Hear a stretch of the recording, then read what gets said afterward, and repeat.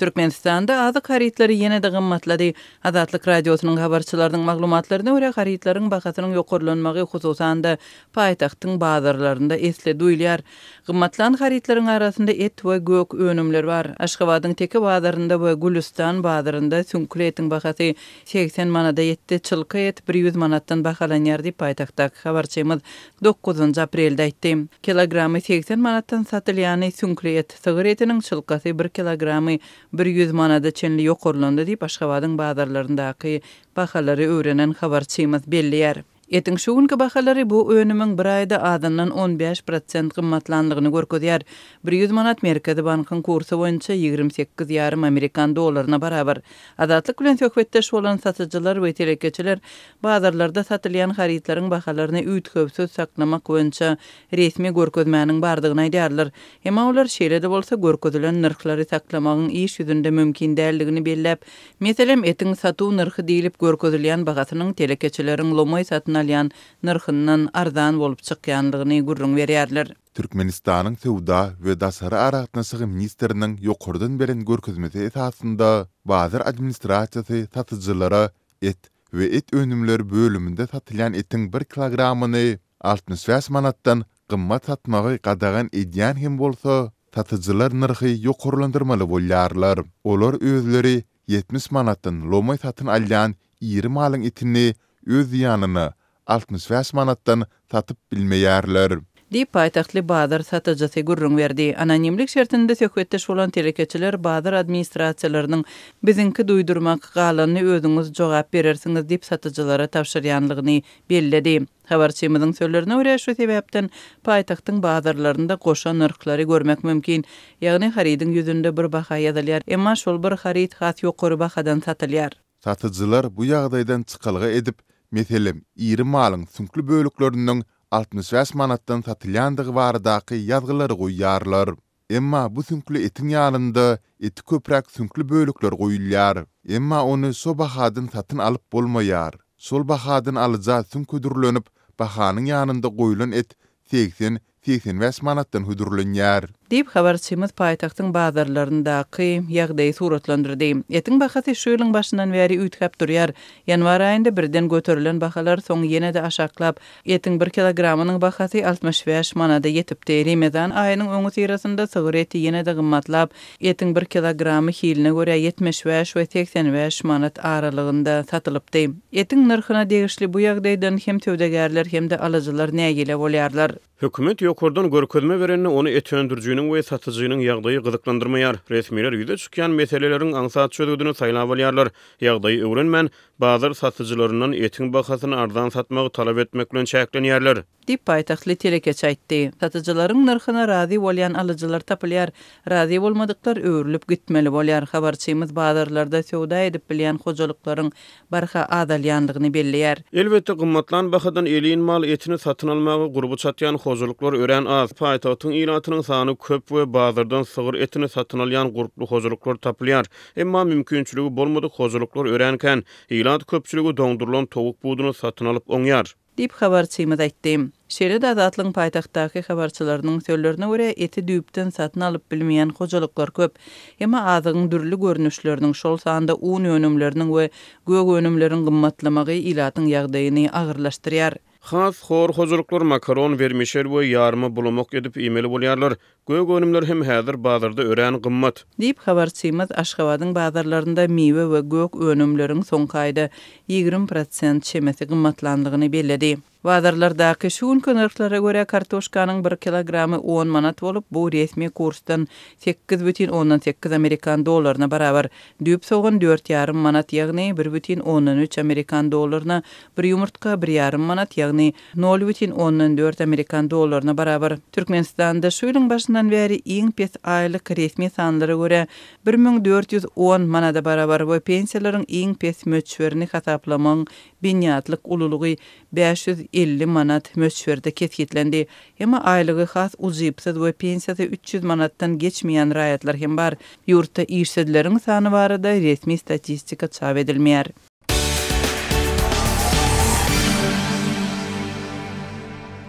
Yine de oba huzurluk işleri bilim işgallerinin üstüne yüklenýär diýip ýa-ni ýakyn ahal welatynyň tejen we saraks etraplaryna ýüpek gurçugyny iýretmek işine çekilip başlanan magarif işgalleri Azatlyk radiosynyň habarçysy bilen gurrundaşykda aýtdy. Şu günler Türkmenistanyň Nobatdak piliönümçiligi möhümine badalgy berilýär. Etraplarda we obalarda ýüpekçiler daýhan birleşikleri bilen şertnamalar baglaşyp bereketli hasıl almaga taýýarlyk görýär. Ýöne günorta sebäplerde Azatlyk radiosynyň habarçylary bilen gurrundaş bolýan ýerli ýaşaýjylaryň ençemeti täze möhümiň gurulmaçylygy bilen bagly durmuşa geçirilýän käbir mejburi çäreler boýunça şikayet beýan edýärler. Häkimlikler büdjet idaralaryna gurçuk paýlaýar. Munyň bilen baglylykda her bir büdjet işgärinden 200 manat möçberinde pul toplanýar. Gurçuklaryň ýygyk işleri daýhanyň üstüne ýüklenýär. Ýygnalan pullar ýygyk işlerine sarp edilýär. Diýip bir näçe magarif işgaradat radiosynyň habarçysy bilen gurrundaşykda aýtdy. Oba ýerlerine we köp sanly etraplarda bilim işgärlerini ýüpekçilige çekmek tejribesi Türkmenistanyň köp ýerlikleriň dowamyna saklanyp galýar.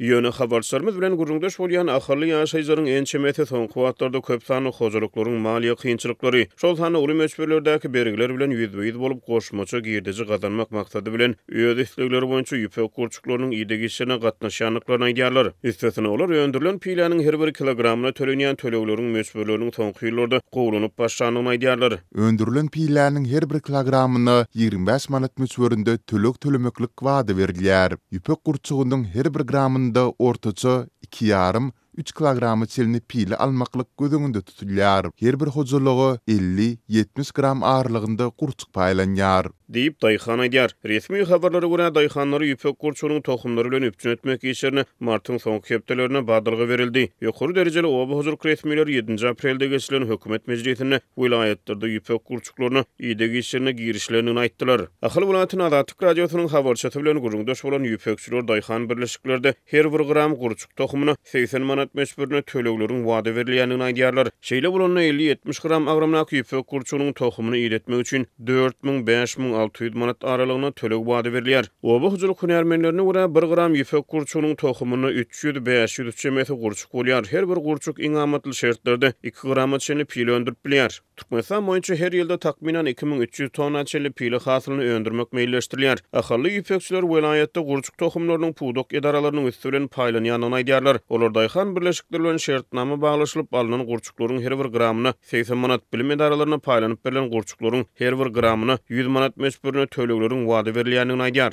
Şeýle bolanyna bilim edaralaryna berilýän gurçuklaryň ýygyk işlerine 25 götürüm has köp töleg tölenýär. Ýöne magarif işgalleri özleriniň ýüpekçilik işlerine çekilmegini makul hasaplamaýanlyklaryny aýdyp gelýärler. Şeýle de Türkmenistanyň ýüpekçilik pudogyny tut agaçlarynyň ýetmezçiligi hem ýyllar boýy mesele bolmagyny galýar. Ýüpek gurçuklary tut agaçlarynyň yapraklary bilen imitlenýär. Käbir ýüpekçiler häzirden ýaşaýjy aýlarynyň gabadynda tut agaçlary bolan hojalyklary aýlanyp öňünden belligi dýärler we şol hojalyklara pul teklip edip tut yapraklaryny hiç kime bermediligi öňünden haýsy edýärler. Diýip ahyrly ýaşaýjy aýdýar. Şertnama esasyna häkimetlerden ýüpek gurçugyny alan hozurluklar tohumlaryň şertnamada görkezilenden köp berilýänini aýdýarlar. Men 70 gram ýüpek gurçugynyň tohumyny ýetişdirmek boýunça Türkmen Owa Hyzmat Döwlet Birleşigi bilen şertnama baglaşdym.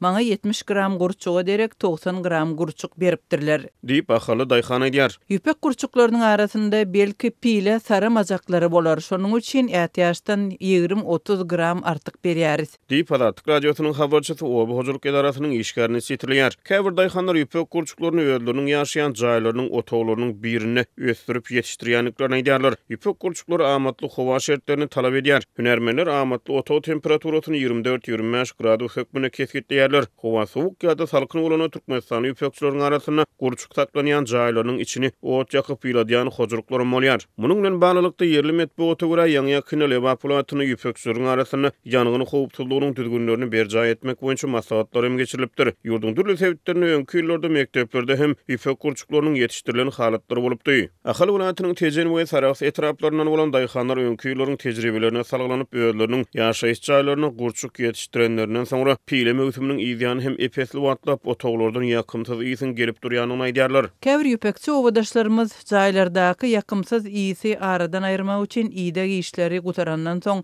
otoglarda boýak awatlaýyş işlerini geçirýärler. Diýip ahyrly ahylly ýaşaýjar aýdýarlar. Gurçuk ýetmek bilen borçlandyrylan käbir mektepler öz üstlerine ýüklenen tohumlary isleg bildirýän taraplara berip olara tölenýän töleglerden daşary ýüpek gurçugyny ýedýän hojalyklaryň çağlaryny sapaklardan 4-lük 5-lik bahalar bilen geçirmegi wada berýärler. Mektep resmiýetleri şeýle çäreleri adamlary önümçiligi höweslendirmek tagallalary hökmüne düşündirýärler. Oba hujuruk hünärmenlerine görä ýüpek gurçuklaryny imitlendirmegiň dowamlylygy gurçuk saklanýan otogyň temperaturasyna laýyklykda üýtgäp bilýär. Imitlendirmegiň dowamlylygy 15 gradusy 60 günden gowrak 32 gradusy 19-20 günçe dowam edip bilýär diýip ýerli neşirler oba hujuruk hünärmenlerini sitirleýär. Şeýle bolany ýüpek gurçugyny ýetişdirmegiň dowamlylygy 3-4 hepdeden 7-8 hepdäçe uzap bilýär. Häzir bergilerimiz gaty köpeldi, şol sebäpden ýüpek gurçugyna ýyda gedip goşmaça gazanç edýäris. Men her ýylda pili hasylyny alyp bergimiziň uzundan aýyrmagy başarýaryn. Diýip beýleki bir ahyrly ýaşaýjak Atyk radiosynyň habarçysy bilen gurrun döşükde aýtdy. Ýüpek gurçugynyň käbir görnüşleriň 1 gramyndan aňyr bolany 1 kilogramy çenli pile öndürip bolýar. Ahyrly pileçiler özlerine 1 gram gurçuk tohumundan 2,5 kilogram töwereklerini pile almagyny tapşyrylýanyny aýdýarlar. Bu sanlara görä 50-70 gramlyk ýüpek gurçugynyň tohumundan her 1 gramdan 1 kilogram pile öndürilerini takminan 1200 manatdan 2000 manata çenli girde jalp bolýar. Talap edilýär 1 gram gurçukdan 2,5 kilogram çemes pile alnany 4-6 hepdäniň dowamyny 3100 manatdan 4200 manata çenli gazanç etip bolýar. Ýöne munyň üçin şertler amatly bolmaly, ýyllyk ýeterlik bolmaly, gurçuklar gyzylşyp dary ýerde saklanmaly däl. Şeýle-de tut ýapraklarynyň üpçünçiligi hadaly ýola goýulmaly. Ýüpekçilik boýunça ýürütilen maglumat çeşmelerine görä bir sany pileden 800-900 metre çenli gowy hili ýüpek alyp bolýar. Türkmenistanda bir näçe ýüpek erji karhanalar hereket edýär. Pile hasyly ýerli karhanalarda gaýtadan işlenýär. Hünärmenler ýüpek matadan dokulan dokma senagat önümleriniň paýta ýa-da beýleki önümlerden ýasalan tekstil önümler bilen deňeşdirilenini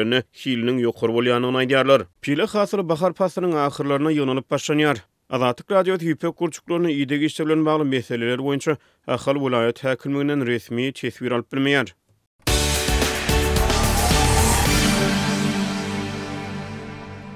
Amerikanyň prezidenti Donald Trump tarapyndan girdilen täze gümrük passlary 9 aprelde güýje girdi. Bu täze sowda syýasaty Birleşen Ştatlaryň senagatyny dikeltmegi maksat edilýär. Täze düzümler esasında Xitaydan getirilen haritlara 104% ve Ýewropa Birleşiginden getirilen önümlere 20% gümrük passlar girdildi. Bu çärler 5 aprelde güýje giren 10% esas passlarynyň üstüne ýetirýär. Bellesek Trump Türkmenistana hem 10% möçberinde gümrük pass girdipdi.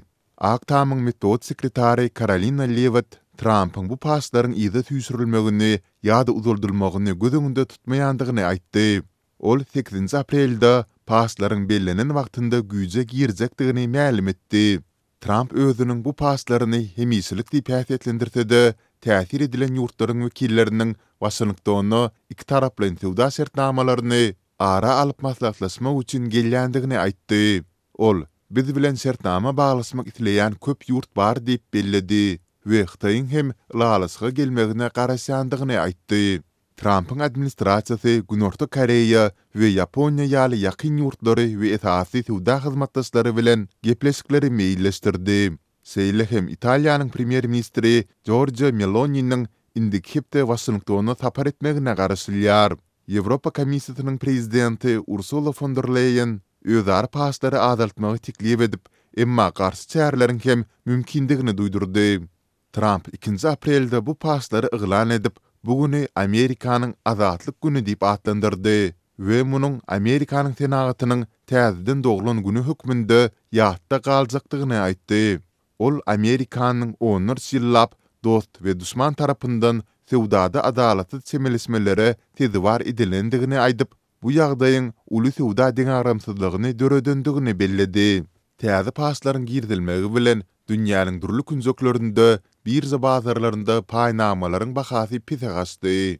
Iqtisadçylar bu çäreleriň Amerikan sarp edijileri üçin haritlaryň bahasynyň ýokarylanmagyna sebäp bolup biljekdigini duýdurýarlar. Seýle hem täsir edilen ýurtlaryň jogap çärelerini görmegine garaşylýar. Xitay eýýam Amerikanyň ähli haritlaryna 34% pass girdip jogap berdi. Xitaýyň sowda ministrligi Trump'ın passlary ýokarylatmak baradaky haýwatyny ýalňyslygyň üstünde ýalňyslyk diýip häsiýetlendirdi.